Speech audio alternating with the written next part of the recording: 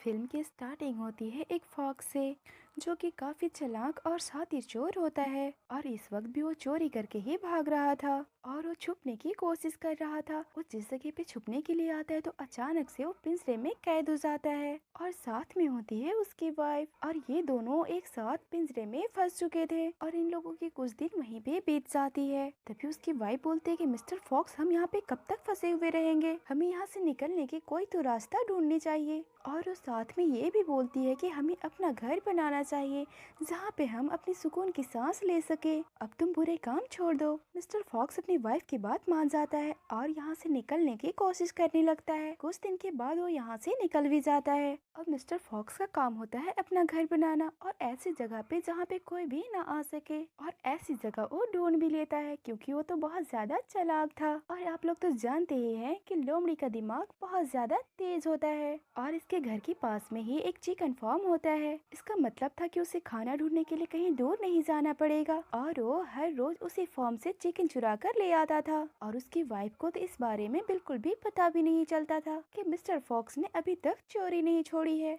अब कुछ टाइम बाद उसके घर में एक बेबी भी आ जाता है जिसका नाम रखती है एस और उसी बेबी के साथ में उसका कजन भी रहने लगता था। लेकिन उसे अपने कजन से बहुत ज्यादा चिढ़ होता था क्योंकि उसका कजन हर चीज में माहिर था और सारे लोग उसी की तारीफ भी किया करते थे जिससे एस बहुत ज्यादा जलता था। अब दिखाया जाता है चिकन फार्म के मालिक को जो कि बहुत ज्यादा कंजूस था। वो अपनी एक भी चीज किसी को नहीं देता था लेकिन इसके चिकन हर रोज चोरी हो जाया करती थी और ये बात वो कैसे हजम कर सकता है कि उसकी कोई चीज चुरा ले। अब मिस्टर फॉक्स अपने दोस्त और कजन के साथ चिकन चोरी करके लाया। एस को तो बिल्कुल भी अच्छा नहीं लगता कि उसके कजन को लेकर शिकार पे जाते हैं। इस बात से एस उससे और भी ज्यादा नफरत करने लगता है। और दूसरी तरफ देखते हैं फॉर्म की मालिक को जो कि बहुत ज्यादा परेशान है। वो सोच रहा था कि आखिर रोज रोज कौन मेरे चिकन को चोरी करके ले जा रहा है। अब ये मालिक चोरों को पकड़ने की फैसला कर लिया था और वो लोग मिस्टर फॉक्स के घर को हर तरफ से घेर लेते हैं और जैसे ही मिस्टर फॉक्स घर से बाहर निकलता है तो उसके ऊपर ही गोली चला देते हैं। मिस्टर फॉक्स की जान तो बच जाती है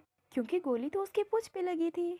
अब वो जख्मी होकर घर पे पहुंचता है तो उसकी वाइफ जान जाती है कि ये अब तक चोरी नहीं छोड़ा है। अब बेचारी को उसकी मरहम पट्टी भी करनी पड़ती है। उसकी वाइफ अब बहुत ज्यादा समझाती है कि हमें चोरी नहीं करनी चाहिए लेकिन ये लोग तो चोरी करना छोड़ देते हैं। पर अब इन्हें खाने को कुछ भी नहीं मिल रहा था, ये लोग तो भूख से मरने लगे थे। इसी वजह से मिस्टर फॉक्स एक प्लान बनाता है कि हमें जमीन के अंदर से चिकन फार्म तक के लिए रास्ता बनाना होगा जिससे हमें कोई भी नहीं देख पाएगा और हम बड़े आसानी से चिकन चोरी कर सकते हैं। और आखिरकार इन्हें अपनी भूख मिटाने के लिए ऐसा करना पड़ता है और ये लोग रास्ता बनाना शुरू भी कर देते हैं। और इसी बीच में एस की लड़ाई किसी से हो जाती है जिसमें उसका कजन हेल्प करता है और दूसरे फॉक्स को बहुत जमकर पिटाई भी करता है। इससे एस को समझ आ गया था कि वो अपने कजन को जितना बुरा समझता है वो इतना है नहीं। अब वो भी अपनी कजन से दोस्ती कर लेता है। अब इनकी रास्ता भी मुकम्मल हो जाती है और सारे लोग मिलकर अपनी अपनी जरूरत के हिसाब से सामान को चोरी करके लाया करते थे और घर पे बहुत सारे सामान को इकट्ठा कर लिए थे। अब फार्म से बहुत सारी चीजें गायब होता देखकर मालिक बहुत ज्यादा परेशान हो जाता है और सब लोग परेशान हो जाते हैं कि आखिर उनका सामान जा कहाँ रहा है। उन्हें भी पता चल जाती है कि फॉक्स ने जमीन के अंदर से रास्ते बनाई हुई है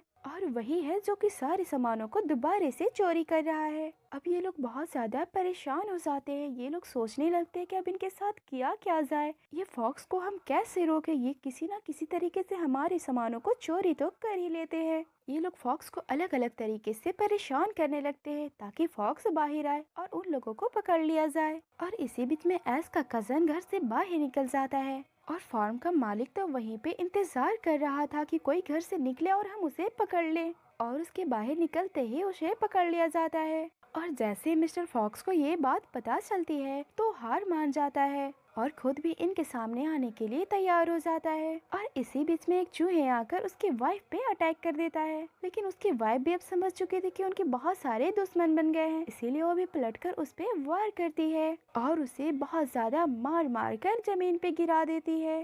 लेकिन रेड भी मानता नहीं है और वो अपने पैकेट से एक चाकू निकाल लेता है। एस की मॉम एक लोहे की जंजीर लेकर उसे रोकने के लिए खड़ी होती है लेकिन रेड भी बहुत ज्यादा तेज होता है, उसे चाकू दिखाकर जंजीर को छीन लेता है और आगे से आकर एस को एक बोरी में बंद कर लेता है। लेकिन मिस्टर फॉक्स रेड को देख लेते हैं और उसे पकड़कर बहुत ज्यादा पिटाई करते हैं और अपने बेटे को भी उससे छुड़ा लेते हैं। रैट को इतनी ज्यादा मार पड़ी थी कि वो मरने लगता है, लेकिन मिस्टर फॉक्स उसके मरने से पहले एस के कजन के बारे में पूछता है कि आखिर उसे कहाँ पे रखा गया है। फॉर्म के मालिक उसे एक मैसेज भेजता है, क्यों ना हम इस लड़ाई को खत्म कर दे। और मिस्टर फॉक्स भी ये बात मान जाता है, लेकिन वो एक शर्त रखता है, सबसे पहले उसके घर के मेंबर को आजाद कर दिया जाए। वो लोग ये बात भी मान जाते हैं और उनसे मिलने का एक जगह भी बताता है, लेकिन उन लोगों की ये भी प्लान होती है मिस्टर फॉक्स को पकड़ने की।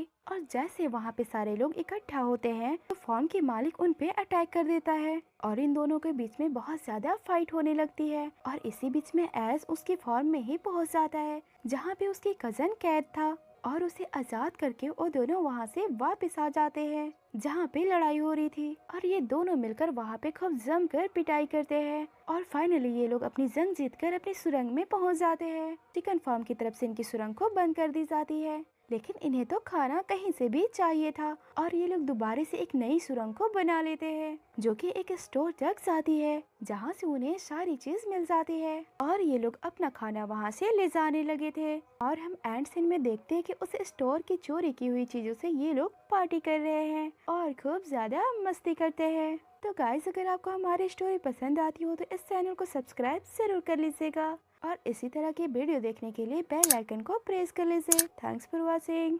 मिलते हैं नेक्स्ट वीडियो में। Ta-ta bye bye.